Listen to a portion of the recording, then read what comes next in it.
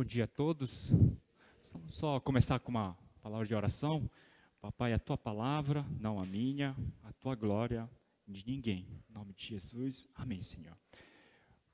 Pessoal, foi um grande prazer estar de volta aqui para compartilhar mais esse estudo, né?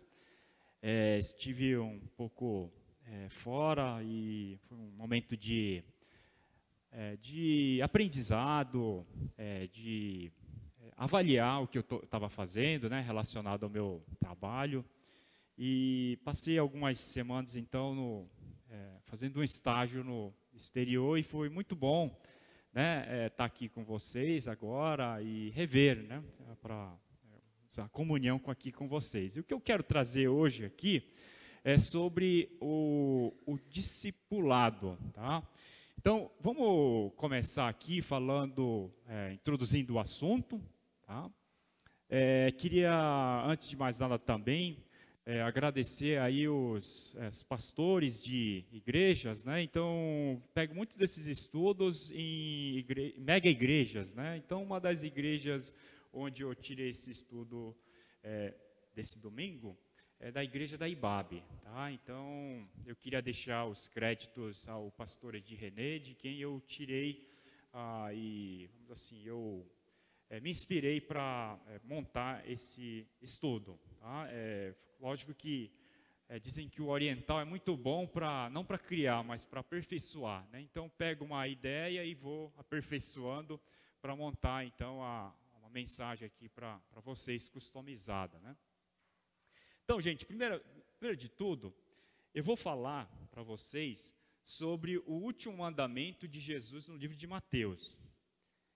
E nesse último mandamento, ele fala o que a Miriam já até falou sobre o discipulado, né? Então, ele fala, vão e façam discípulo de todas as nações. Tá? Inclusive, se você for ver, né, em Apocalipse, lá ele fala que vai haver gente de todas as tribos, raças e nações. Mas que para que haja tudo isso, gente, a gente precisa o quê? A gente precisa evangelizar todas as tribos, raças e nações. E sem que haja a evangelização de todas as tribos, Deus não vai voltar. Tá? É uma coisa que eu aprendi durante o tempo aí que eu estive fora, fui para outras igrejas, né? Então ouvi uma mensagem e não tinha pensado nisso. Então aqui está escrito, ó, portanto vão e façam discípulos de todas as nações, né? E o imperativo aqui, eu também descobri, gente, fazendo esse estudo, ouvindo palestras, sermões, né? Eu soube que esse vão aqui, gente, eu sempre tinha aprendido como imperativo. Mas no grego não está como imperativo.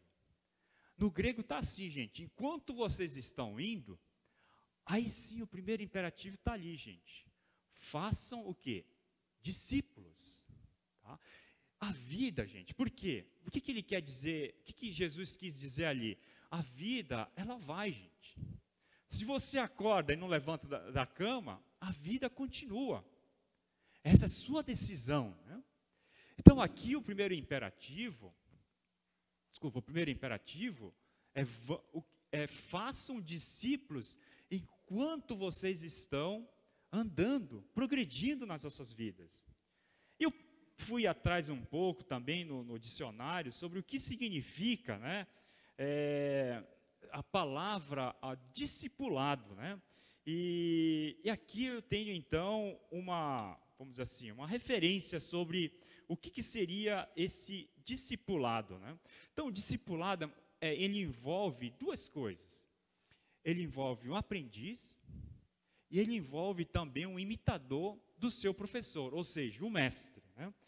E eu já vou definir aqui para vocês, tá? O que seria, então, o discipulado. O discipulado, então, primeira coisa, ele envolve dois elementos, dois componentes, que seria o mestre e o aprendiz. Tá?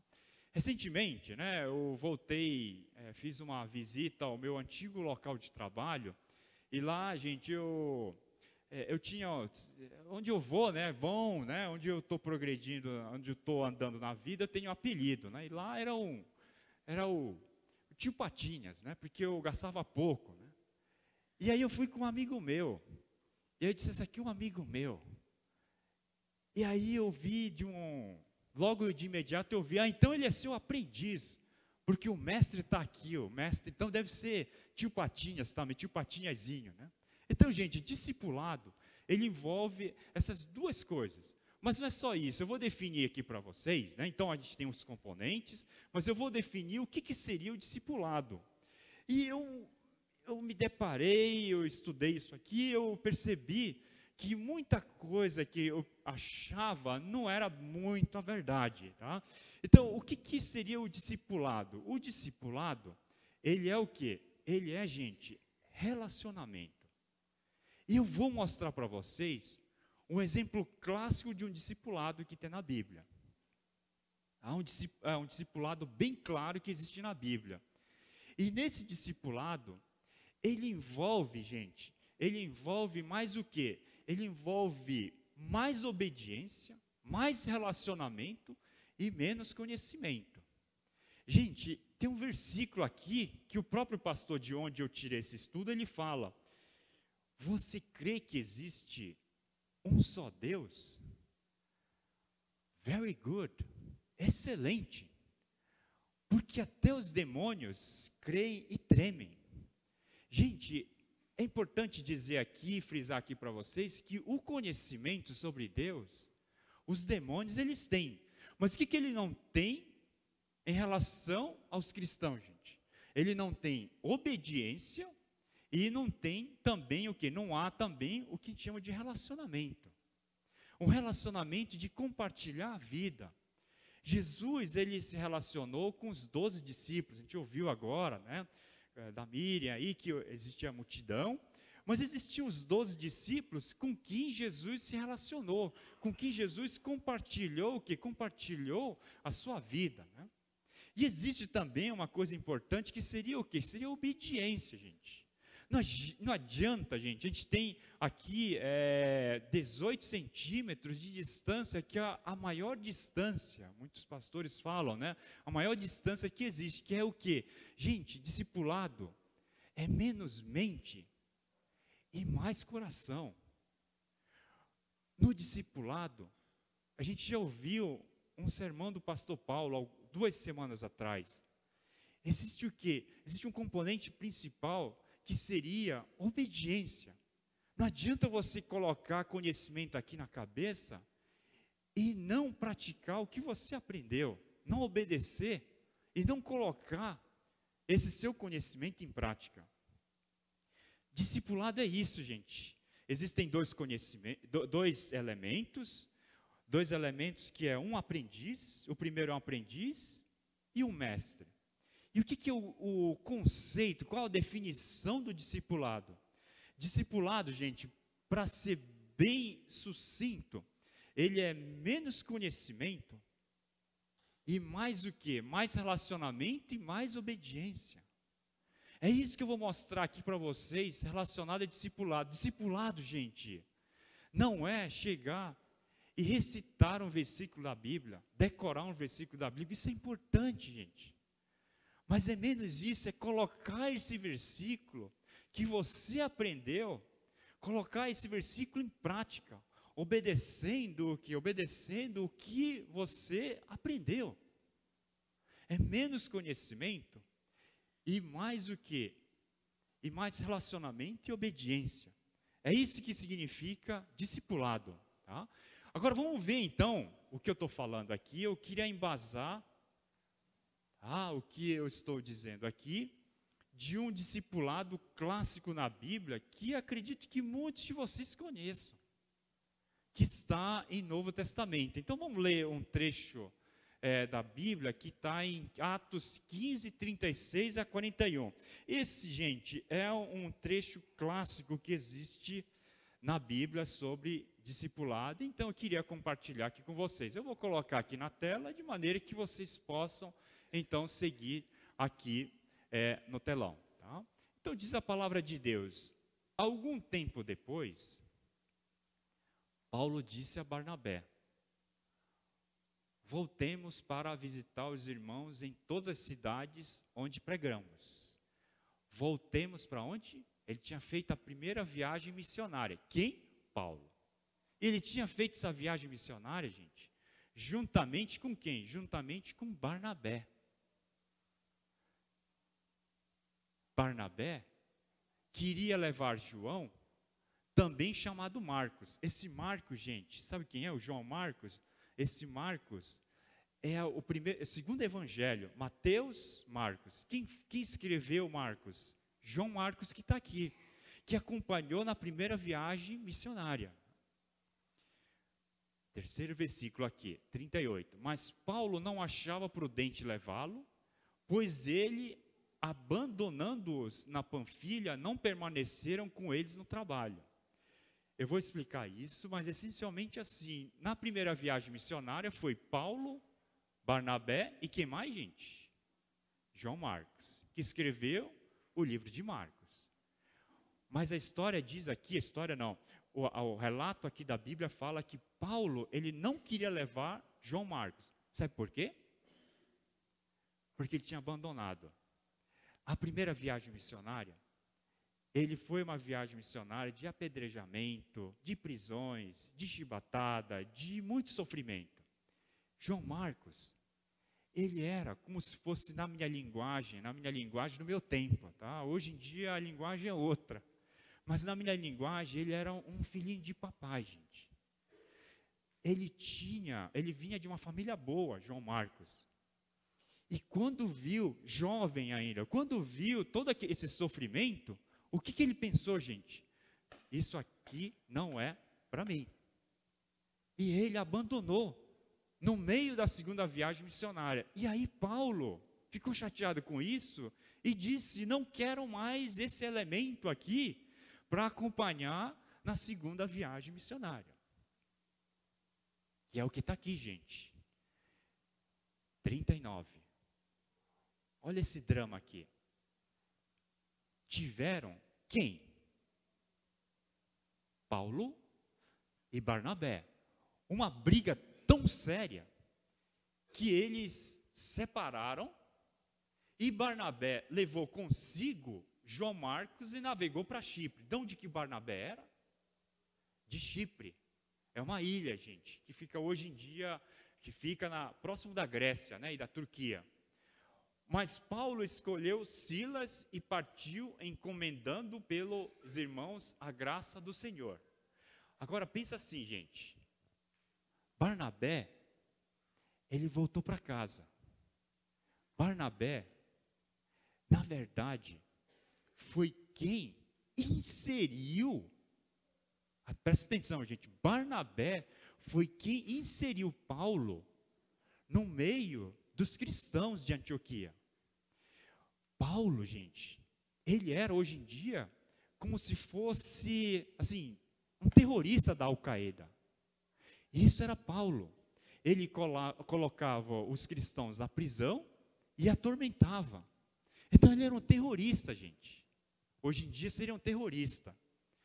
E quando Paulo ele se converteu, os cristãos não acreditavam. Achavam que era um terrorista e que eles queriam levar os irmãos, queriam descobrir quem eram os cristãos e levá-los para serem alimentados pelos leões, né, ali no Coliseu.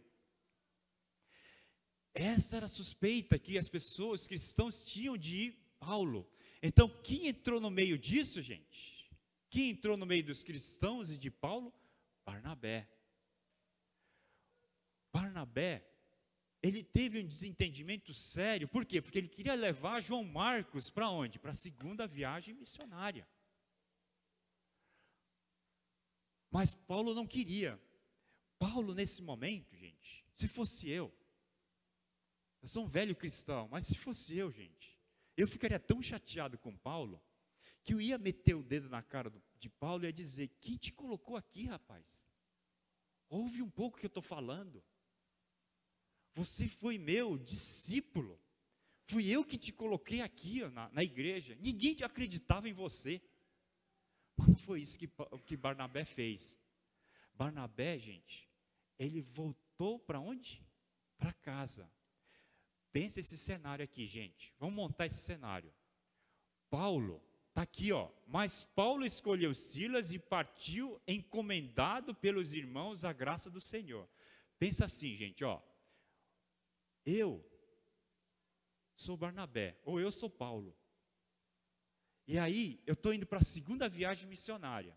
Os irmãos encomendaram. Isso significa o quê? Que eu chego aqui na frente, e os irmãos colocam a cabeça na minha mão, e vão, choram, e dizem, boa viagem para a segunda jornada missionária. Então, ele é ovacionado, ele é levado. E Barnabé, gente? Vamos pegar aqui Barnabé, então. Barnabé é como se fosse assim. Jó, você é Barnabé. Então, como é que seria o Jó Barnabé? O Jó, ele volta para onde? Para a terra natal dele. Para Belém. Ele volta para Belém. Castanhal. A Sandra nem conhecia essa cidade chamada Castanhal.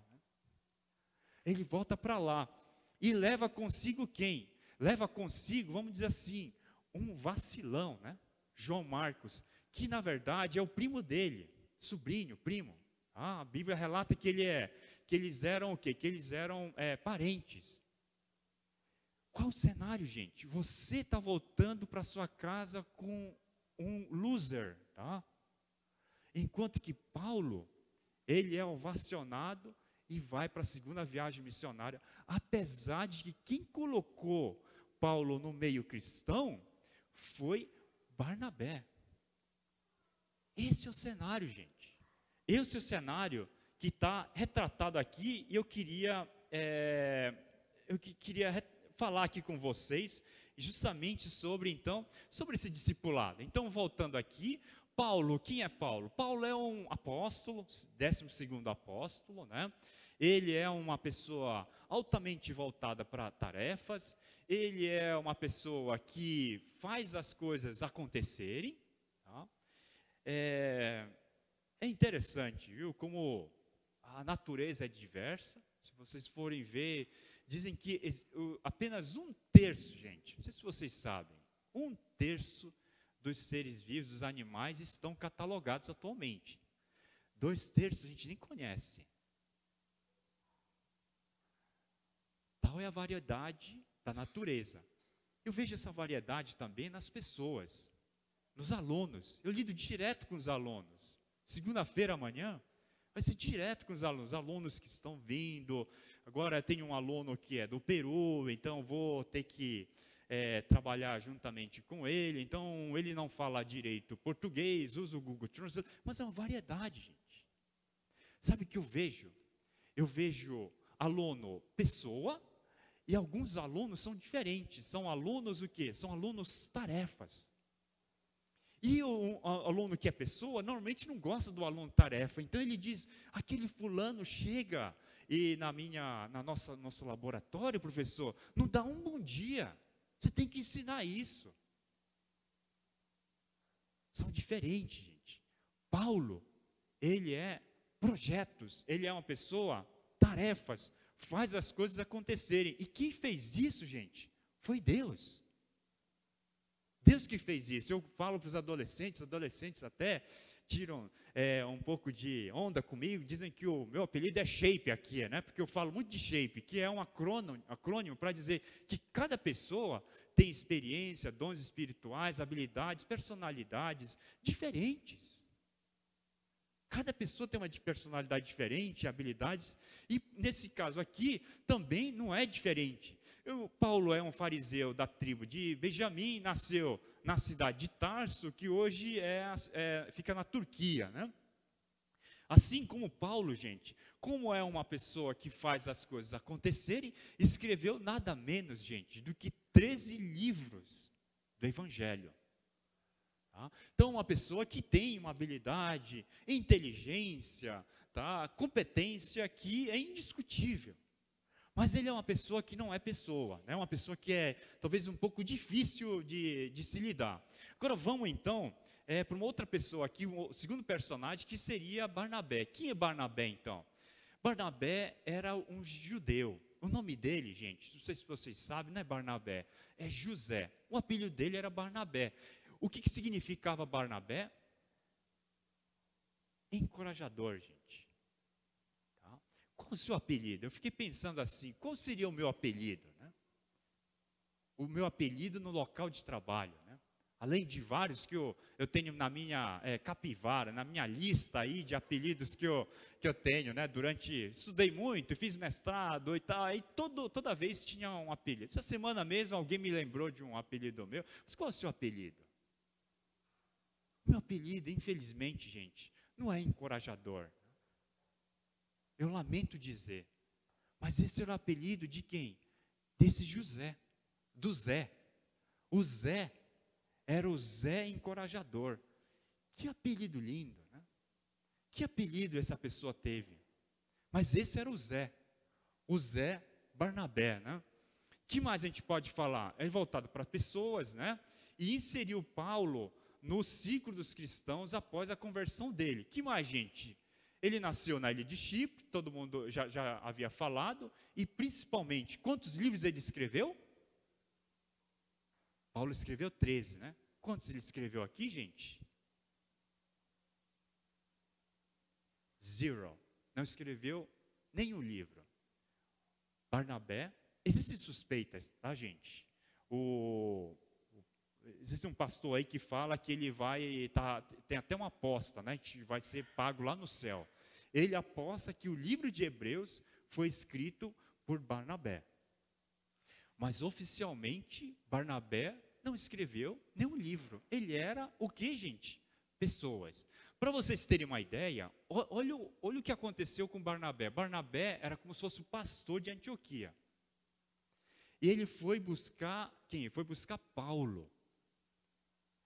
E nessa busca para Paulo não existia um Latam, um American Airlines, não existia avião, né? Então era 3 meses de navio, foi buscar Paulo, e 3 meses de volta. Quantos meses, gente? 6 meses. Apenas com uma pessoa. Esse era o Barnabé, conhecido, apelidado como o encorajador.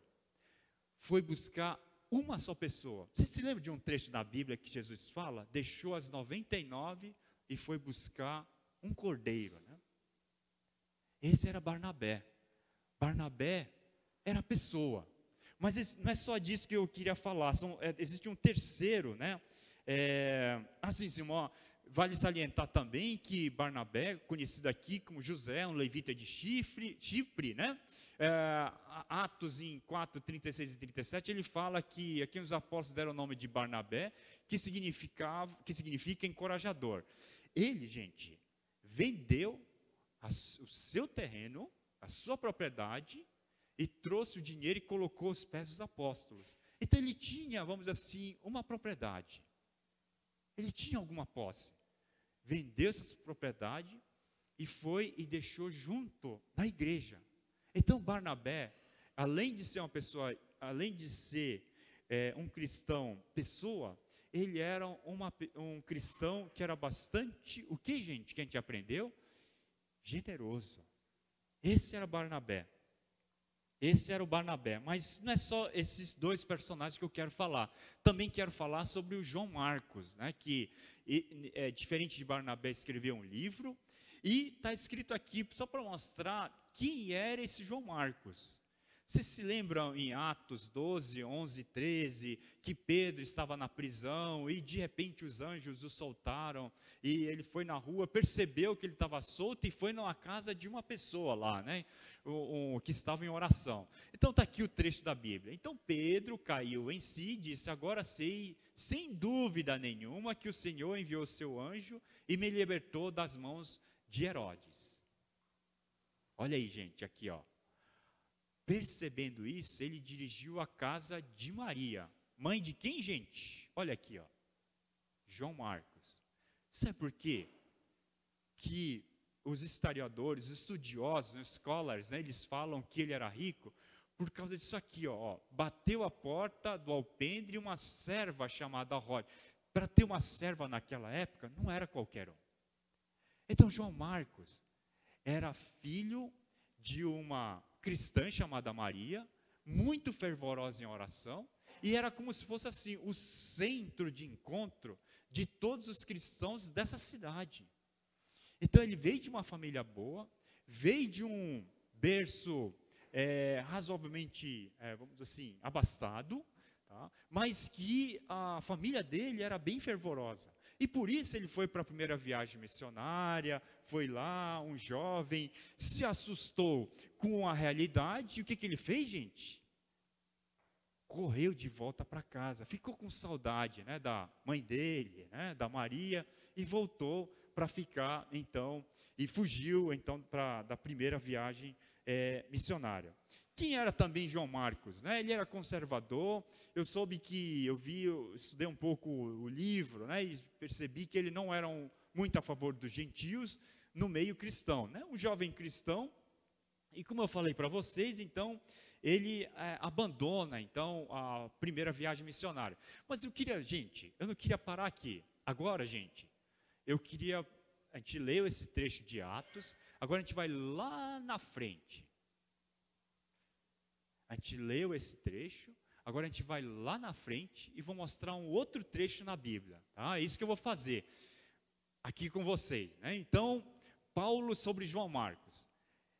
Em Colossenses, já mais para frente, Paulo já está mais velho, João Marcos amadureceu, e existe aqui um relato na Bíblia que fala assim: Aristarco, meu companheiro de prisão, ele estava na prisão, envia-lhe saudações, assim como quem, gente? Olha aí, ó. Marcos. Agora Marcos está junto com Paulo. Olha aqui. Vocês receberam instruções a respeito de Marcos, ele foi visitá-los, recebam-no. Jesus, chamado Justo, também envia saudações. Quem estes? Olha aqui, ó, incluindo Marcos, são os únicos da circuncisão que são meus cooperadores em favor do reino de Deus. Olha o que o Paulo escreve, gente. Eles, quem inclui João Marcos, têm sido uma fonte de ânimo para mim. Existem vários estudos que a gente pode tirar aqui. Mas um dos estudos que eu queria que vocês soubessem, o embasamento é o que, gente? Paulo, ele sempre tem problemas. A sua vida cristã sempre vai ter problemas também.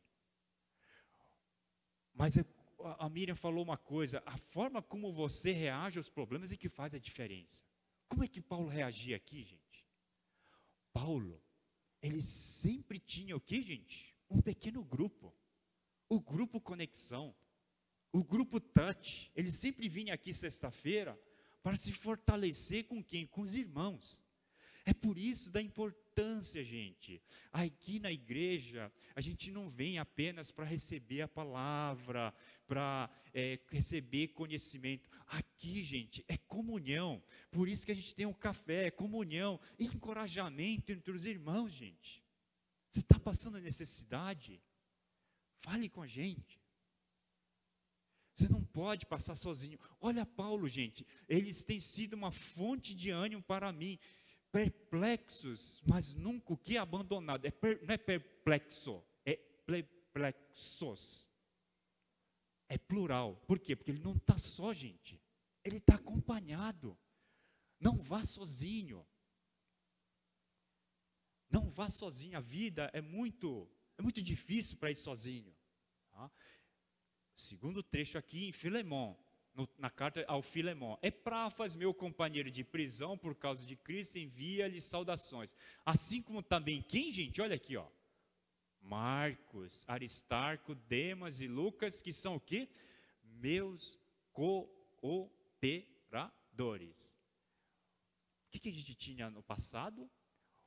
Paulo, ele ficou tão indignado com João Marcos, que deu o que, gente? Ó, não quero você nessa segunda viagem missionária. Por quê? Porque, João Marcos, você é um vacilão. Você é um filhinho de papai. Você é imaturo. Você me abandonou na primeira viagem missionária. Eu não quero você. Aí o Barnabé entra. Opa! Meu primo aqui. Ele vai. Não, ele não vai, não vai, não vai, não vai. O que ele resolveu? Então eu volto. Eu vou voltar para a minha cidade natal.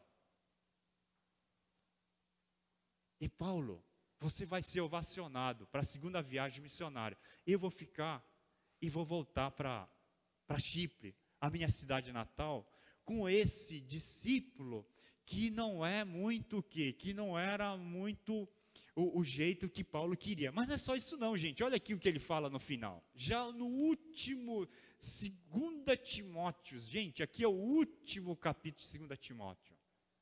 Já um pouco antes de Paulo ser fuzilado, né, ser degolado, o que Paulo fala? Olha o que ele fala, gente. Só Lucas está comigo. Só Lucas, não está só. Só Lucas está comigo. Timóteo, traga o Marcos. Hã? Com você, porque ele me é útil para o ministério. Hello? O que ele falou antes? Eu não quero esse cara aqui comigo. Agora, ele quer o quê? Traga o João Marcos. Já velho, sozinho, apenas Lucas. Ele queria João Marcos. Aqui eu coloquei um título de servo inútil para útil. Essa é a história de João Marcos. Todos nós erramos e precisamos de uma segunda chance. Mas aí eu coloco uma pergunta aqui para vocês. Atenção, gente, uma pergunta. O que está no meio do inútil para o útil? Hein? Então, o que tem aqui? Ó? Gente, vamos pensar aqui. O que tem entre a primeira vez que Paulo expulsou João Marcos e o que tem no final, quando Paulo diz, eu quero João Marcos? O que tem aqui, gente? O que tem no Elo Perdido aqui? Tinha até uma série que era o Elo Perdido, eu sou muito velho, né? Eu assistia tinha até o Tchaca, um amigo meu, o apelido dele era Tchaca, né? Mas existe esse Elo Perdido, gente, tá? Esse Elo Perdido. Existe o Paulo expulsando João Marcos, e aqui existe agora o João Marcos sendo chamado de quê? Ele é útil. No final é um happy end, mas o que existe nesse elo perdido? É justamente isso aqui, gente, ó. E aqui que eu queria me concentrar. O discipulado de Barnabé. E aqui que eu queria embasar com vocês, que discipulado, gente? O discipulado, ele é menos conhecimento e mais relacionamento. Ele é mais mentoria, ele é mais acompanhamento. O discipulado tem mais a ver com acompanhamento do que um aprendizado. Tá? Existe um ditado americano em inglês que fala, quando a pessoa perder um ente querido, você não vai lá e recita um versículo na Bíblia, como, por exemplo, quando a Sandra teve essa dificuldade com a doença, né, alguns vieram recitar, eu sei que com boa intenção, mas chega e diz assim, vocês têm que confiar mais em Deus. O inglês tem um ditado que ele fala assim, show up and shut up. Show up é o que? Apareça. E shut up, ou seja, não fale nada. Vá lá, relacionamento. Abrace a pessoa e diga, sinto muito pelo que aconteceu. Não tenho palavras. Quanto maior a dor, menor a quantidade de palavras. Show up, apareça e fique quieto. Relacionamento, discipulado, gente, é mais relacionamento e obediência. E Barnabé aqui, ele deixou 3 lições importantes que eu queria trazer aqui para vocês, que eu também aprendi, gente. Esse estudo, eu aprendi sobre João Marcos, eu aprendi sobre Barnabé, eu aprendi a importância sobre o discipulado de Barnabé. E a primeira coisa que eu queria falar aqui para vocês, né, é que o reino de Deus é um reino de quê, gente? De relacionamentos. Não é um reino de aprendizado, não é um reino de versículos, mas é um reino de relacionamento. O importante não é a tarefa que você desempenha, a carreira. Inclusive, eu ouso a dizer, isso não sou só eu, isso aqui eu apenas estou aperfeiçoando, traduzindo aqui para o português, que fala que é errado você perguntar, o que Deus quer que eu faça? Gente, vamos perguntar mais como? E perguntar mais o quê? Porque para Deus, gente, eu já trouxe aqui um estudo sobre as decisões que Paulo tomou. A decisão que Deus quer que você faça é, meu filho, caminhe com o que você tem. Você está na frente de um mar vermelho e o exército egípcio atrás? Marchem. Foi essa a ordem de Deus. Siga em frente. Muitas pessoas, inclusive eu, já cheguei várias vezes e falei, o que o Senhor quer que eu faça? Mas Deus, Ele quer ouvir assim, ó, como você quer que eu trate o meu vizinho?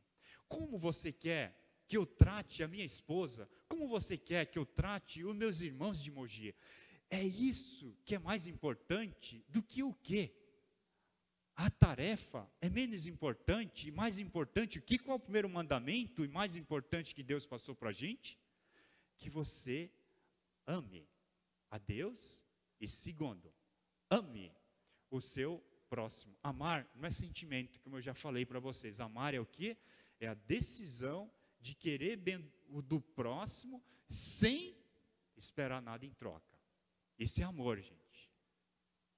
É no trânsito, eu deixar a pessoa, dar preferência para a pessoa passar. Mais qualidade no relacionamento que você constrói, enquanto você faz o que faz. A tarefa não é tão importante.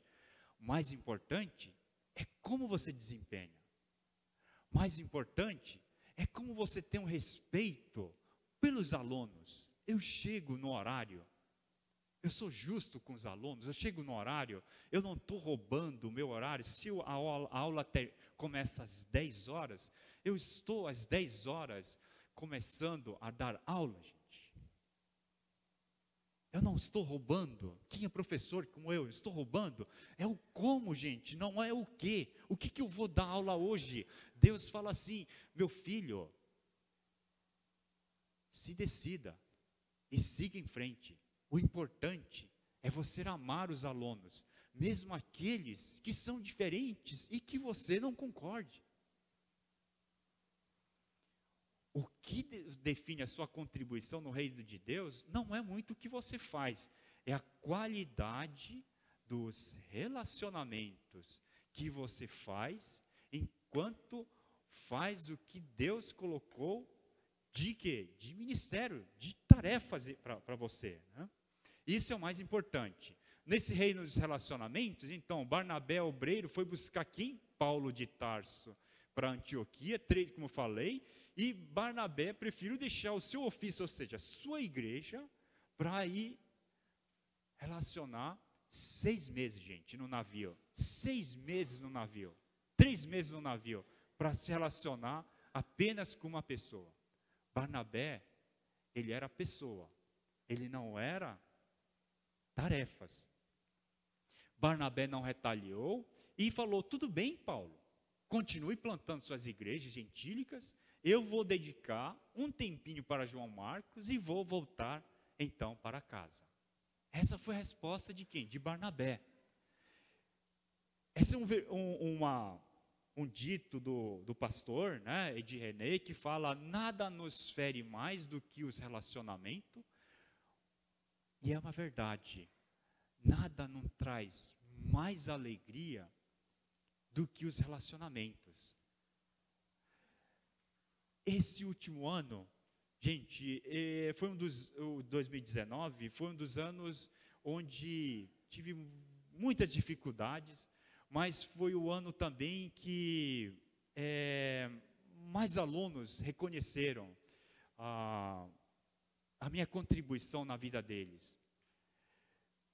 E esses alunos, sabe o que é impressionante, gente? Esses alunos que me reconheceram são alunos que já me ofenderam, já caçoaram de mim, mas que criei o que, gente? Criei esses relacionamentos e eles perceberam a contribuição, reconheceram a contribuição que eu fiz na vida deles. Que alegria isso trouxe no meu coração. Então, quando o pastor falou sobre os relacionamentos, que são as coisas, gente, que mais nos ferem, mas de fato os relacionamentos são os que mais também nos abençoam. Mas não é só essa primeira lição. Existe também uma segunda lição, que está retratado aqui nesse trecho. A segunda lição é que uma pessoa só, faltou um só aqui, ó. Uma pessoa só é um ministério suficiente. Em outras palavras, gente, eu queria dizer o seguinte, vou repetir, tá? Que eu posso ter nascido apenas para salvar ou para contribuir para apenas um único aluno, não os 99, mas para uma única ovelha que está perdida e que eu tenha talvez que levar para que ele seja conhecido por Deus, para que ele possa aceitar a Jesus e ter uma caminhada diferente. Pode ser que seja apenas uma única pessoa, mas Deus fala: Jó, é isso mesmo, você só veio para essa pessoa aqui, é isso mesmo, Jó. Você vai construir um relacionamento, você vai contribuir para esse aluninho aqui, mas é só para esse aluninho. Mas Jó, uma pessoa só é um ministério suficiente. Isso não quer dizer, gente, essa pessoa que falou isso, ele tem um ministério lá no Rio de Janeiro, lá no Morro do Borel, lá na Cidade de Deus, tem um ministério gigante, mas é uma pessoa também que reconhece que uma pessoa só é um ministério suficiente. Tá? Um marido, uma esposa. Então, como é que eu vou? Né? O discipulado é muito como, não o quê. Como vou lidar com essa pessoa? Por exemplo, como vou falar com essa pessoa que eu tenho que confrontar? Vou começar a conversa aí abraçando? Vou começar com elogio? Eu vou começar disciplinando? Cada pessoa é diferente, gente. Cada pessoa é diferente. Então, esse como é o que você tem que se questionar. Não o que. Como é que eu vou me relacionar? Como é que eu vou tratar essa pessoa? Ganhar um filho, primo, no caso de Barnabé, o primo João Marcos, talvez seja igualmente difícil do que ganhar São Paulo inteiro, né, para Jesus, né? Como tinha dito para vocês, então, uma pessoa só é um campo missionário. Nota também na vida de Jesus. Olha os 2 versículos mais citados na Bíblia. É esse da mulher samaritana, que fala: Deus é espírito, e importa que os que adoram, o adorem em espírito e em verdade. Ele falou em uma multidão? Não. Falou para uma única pessoa. Uma mulher samaritana, ao meio-dia, no poço, quando ela foi buscar a água. E é recitado agora mundialmente, né? Segundo versículo, isso aqui foi um dos primeiros versículos que eu decorei. Deus amou o mundo de tal maneira que deu seu Filho unigênito, para que todo aquele que nele crê não perca, mas tenha a vida eterna. Para que ele falou? Para Nicodemos, um líder religioso naquela época. Falou numa calada da noite. Ele não queria ser visto como admirador de Jesus. Então, o que ele fez? Ele foi de noite, escuro, e foi conversar, trocar uma ideia com Jesus. Foi lá que Jesus falou isso.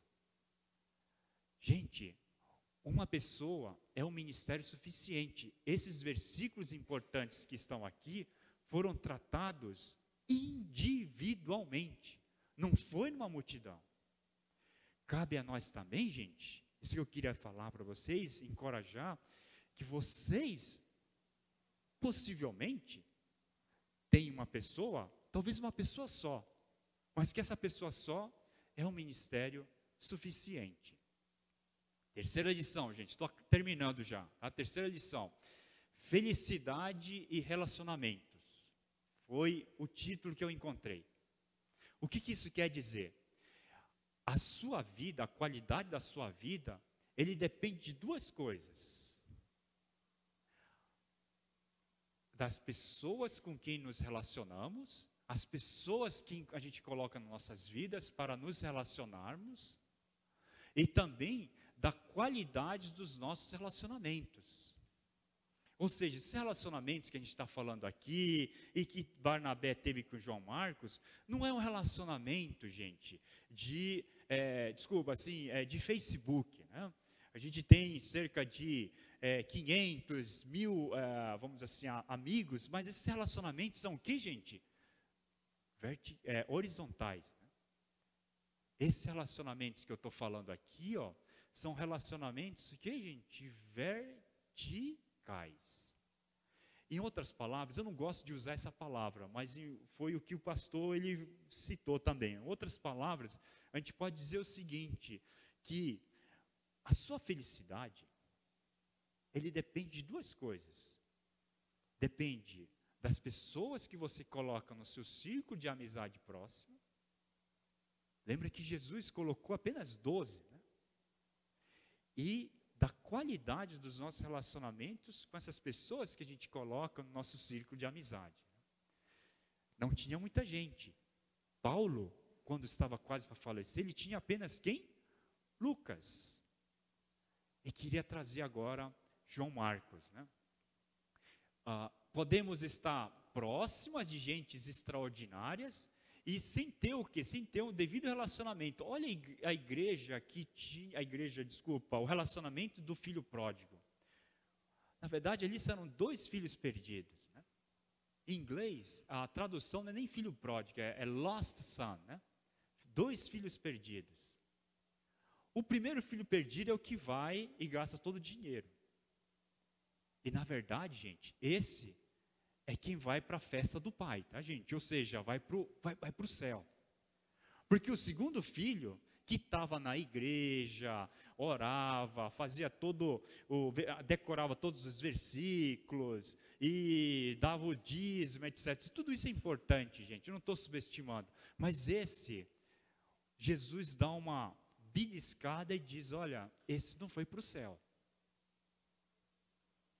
O segundo, ele estava, gente, importante, ele estava na igreja, mas nunca teve um relacionamento próximo. Discipulado, gente, é relacionamento. Ele não tinha um relacionamento próximo com quem, gente? Com o Pai. E o Pai, gente, era uma pessoa extraordinária, era Deus. É isso que Jesus quis figurar aqui, tá? Barnabé era uma pessoa extraordinária, que ajudou no amadurecimento de quem, gente? De João Marcos. Ajudou também Paulo. Nunca colocou o dedo na cara de Paulo para dizer, você me deve. Por quê? Porque ele amava, nunca esperou nada em troca. Agora eu quero ir lá na frente aqui com você, Paulo, e dizer, eu é que fui mentor seu aqui, Paulo. Quando Paulo precisava de amigo, lá estava Barnabé. Paulo estava cego, aí chegou Ananias para tirar a cegueira dele, né? Mas aqui, gente, o Barnabé era uma pessoa extraordinária. Henry Nouwen, aqui é um teólogo que fala, por que saímos mais tristes da igreja, muitas vezes? Né? Esse é o seu cenário? Por que você sai triste da igreja, mais do que você estava? Porque a gente tenta relacionar com a igreja, e não com um irmão ou uma irmã. Por isso, a igreja, gente, é muito importante essa comunhão que você tem aqui no café, aqui no grupo Conexão, aqui no grupo Touch, aqui no grupo dos homens, né? Muito importante esses relacionamentos verticais. Por quê, gente? Porque a qualidade de vida, ela está, como diz na matemática, está diretamente proporcional. Ou seja, se ela cresce, a sua felicidade também cresce. Diretamente proporcional a 2 variáveis: das pessoas com quem nos relacionamos e da qualidade dessas pessoas, da qualidade dos relacionamentos que a gente nutre com essas pessoas. Estou concluindo aqui, gente, tá? Para praticar, então, aqui. Eu queria que isso aqui vocês orassem, tá? Essa semana. Para praticar. Encontre pessoas, amigos, que você não precisa, esse é o meu desejo, que você não precisa usar máscara. Sabe por quê? Abraham Lincoln, ele falava, você pode enganar todo mundo por um pequeno período de tempo. Mas ele dizia, você nunca vai conseguir enganar a todos, todo o tempo. Por quê? Porque a gente coloca máscara. Carnaval está chegando, você coloca máscara, diz eu estou feliz. Não é isso que eu encorajo você. O que eu encorajo você? Encontre pessoas, amigos, que você não precisa usar máscara, que você possa ser autêntico. Gente, eu vou fazer uma confissão aqui. Eu sou ser humano também. Eu vou fazer uma confissão. Certo dia eu cheguei com a Sandra, fiquei tão chateado com algumas coisas, a doença dela e várias coisas juntaram tudo. Eu cheguei e disse, Sandra, sabe de uma coisa? Hoje mesmo, eu queria morrer. Eu não queria mais viver. Eu queria fazer a oração de Elias. Gente, sabe por que eu posso dizer isso para a Sandra? Porque eu não uso máscara para ela. Eu tiro a máscara aqui, ó. Tiro a máscara. E tenho como ter um relacionamento próximo com ela. Encontre essas pessoas. Talvez vocês não tenham com seu cônjuge esse nível de liberdade, esse nível de intimidade, de relacionamento. Mas o meu desejo é que você encontre esses amigos e você se abra, conviva com elas e diga isso aqui mesmo, gente. Ó, coloquei aqui já uma conversa aqui. Estou pronto para que você coloque o dedo na minha cara, porque eu gosto de você, eu respeito você, eu respeito as coisas que você fala. Você é meu amigo, você é minha amiga, eu confio no seu amor. Sandra, eu confio no seu amor por mim e no seu interesse legítimo por mim. Então você pode me confrontar. Por quê? Porque eu confio em você. Eu sei que você quer meu bem, eu sei que você me ama. Fale isso para uma pessoa. Hoje é o que eu quero que você pratique. Chegue com uma pessoa, porque, gente, é isso que é discipulado, gente. Discipulado é menos mente, mais coração. É você abrir o seu coração e dizer, olha, eu tenho esse problema, eu tenho esse vício, eu não consigo deixar de fazer isso. Como foi orado hoje de manhã para as crianças, né? A pastora Noemi orou, que o Senhor livre de vício as crianças. Faça a oração. Por quê? Porque eu confio em você, eu tenho um relacionamento vertical com você. Essa é a oração que eu queria que você fizesse. A transparência, tire as máscaras e fale abertamente para essa pessoa. Porque só assim é que você vai ser feliz, gente. Finalizando aqui, gente. Eu queria concluir lendo esse trecho de 2 Reis. Muito legal, gente. E com isso eu concluo. Esse aqui é um exemplo. Eu queria só dizer assim, o Velho Testamento, ele não foi feito para ter uma historinha, para vocês saberem que Davi matou Golias e tudo. Inclusive, já falei aqui na vez passada que a trajetória dos israelitas no deserto significa o quê, gente? Nossa caminhada aqui na terra. Aqui também tem um ensinamento. E eu queria trazer esse ensinamento por esse pequeno trecho na Bíblia que tem a ver com discipulado, gente, aqui, ó. Vamos ler aqui esse trecho de 2 Reis, capítulo 4. Tirei alguns trechos para não ficar muito longo. E disse a mulher, que mulher? Era Eliseu aqui. Eliseu viu uma mulher, sunamita, numa cidade chamada Sunem, sunamita, e ela tinha feito um aposento, um quarto, como se fosse ali. Por quê? Porque toda vez que Eliseu passava por Sunem, a mulher chegava e dizia, pode ficar aqui, ó. eu dou esse compartimento de um quarto para você. E lá Eliseu ficava. E aí Eliseu percebeu, opa, essa mulher não tem filho, o que você quer? Não, para mim está tudo bom. Era uma pessoa de posse. Mas o que você quer? Não, para mim está tudo bem. Mas aí ele percebeu que eles não tinham filhos. Então Eliseu ora. Eu vou pedir para que Deus dê um filho. Essa é a história, gente. Ouça essa história aqui. Aí Deus dá um filho para eles. Certo dia, esse filho estava com o pai. E de repente, ao meio-dia, naquele sol, o filho tem uma tremenda dor de cabeça. E ele chega, o que, gente? A falecer. O que a mulher faz? A mulher diz isso aqui para ele, ó. O senhor, Eliseu, o senhor não vai me iludir. Você está me dizendo que eu vou ter filho, não é isso? Sim, senhora. O senhor não vai me iludir. Não vou lhe iludir. Teve filho. Agora, o filho morre, gente. O que ela fala de novo? Eu não te pedi para que você não me iludisse. Gente, aqui a gente tem várias lições que a gente pode tomar. Sabe uma das lições que a gente pode ter aqui, ó? Essa mulher é uma mulher fiel a Deus. E ela teve esse problema. Gente, você também pode estar sendo fiel a Deus. Mas você vai passar por problemas. Aqui está um exemplo, ó. Era uma mulher fiel, ajudava financeiramente Eliseu, um profeta, gente. O filho foi dado por Deus e ele morreu. Problema, gente. Então o que Eliseu fala? Olha esse ensinamento aqui. Então Eliseu disse a Geazi: põe a capa por dentro do cinto, pegue o meu cajado e corre. Geazi era o servo de quem? De Eliseu. Geazi chegou primeiro, e o que Eliseu tinha pedido para Geazi? Pensa assim, gente, o que Eliseu tinha dito é o seguinte: ele está morto. O filho está morto. Eu vou atrás. Você faz o seguinte, pega o meu cajado e coloca na cabeça do menino. Tá? E tenta curar. O Geazi foi lá, colocou, e o menino, o que aconteceu, gente? Ressuscitou? Não. Olha aqui, ó. O menino não voltou a si.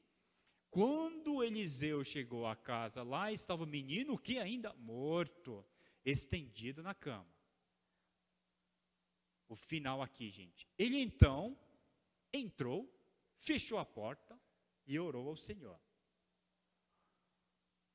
Então deitou-se sobre o menino, boca a boca, olhos com os olhos, mãos com as mãos. Enquanto se debruçava sobre ele, o corpo do menino foi se aquecendo. Eliseu levantou-se, começou a andar pelo quarto, depois subiu na cama e fez mais uma vez. O menino espirrou 7 vezes e abriu os olhos. O que tem de ensinamento aqui? Tem, gente. Sabe o que é o ensinamento aqui? O ensinamento aqui, gente, é sobre o nosso ministério touch aqui, gente. Gente, o discipulado, ele não é remoto, ele não é por e-mail, gente.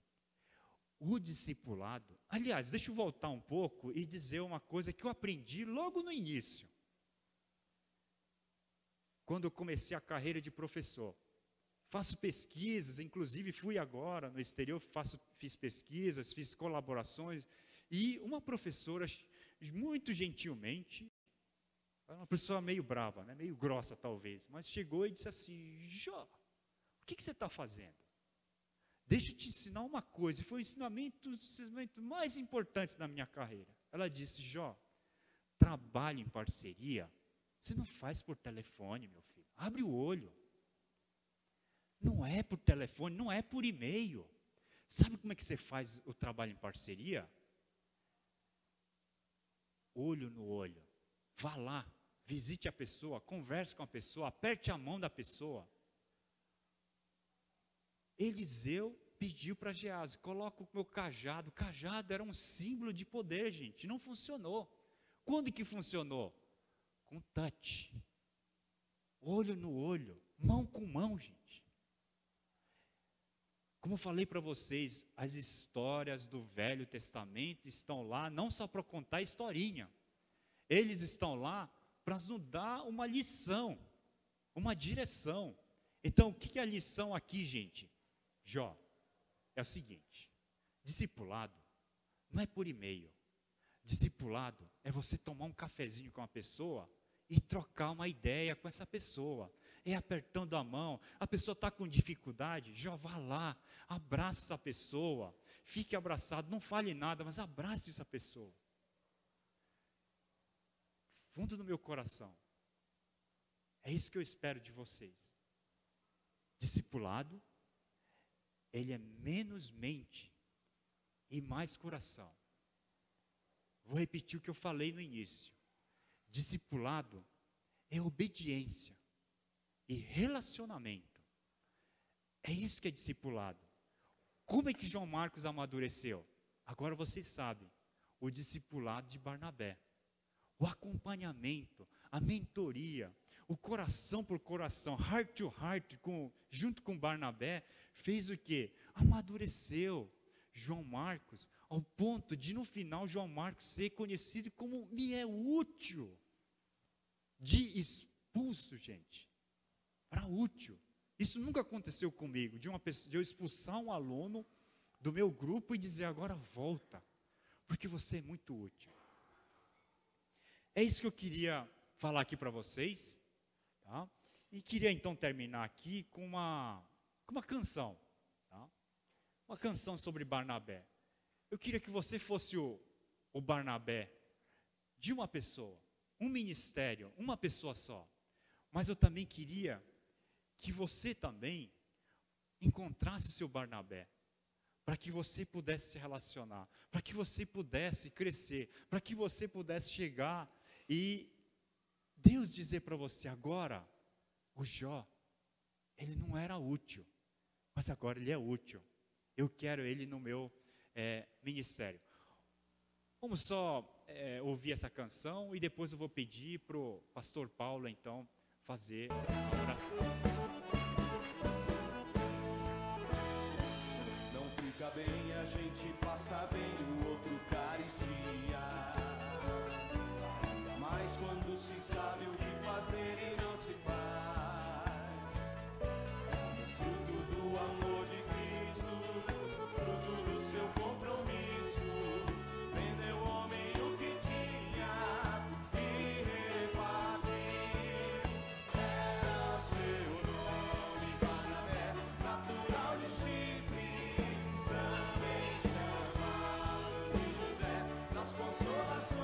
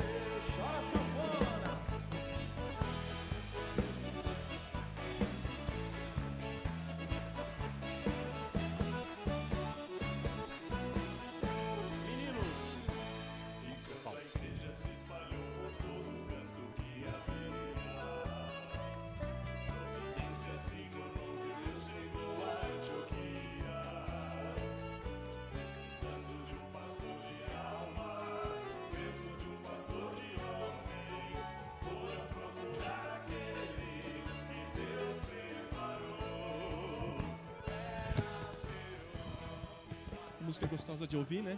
Dá vontade de ouvir tudo, mas vamos ficar de pé. A gente tem um momento de oração. Pode fechar os teus olhos?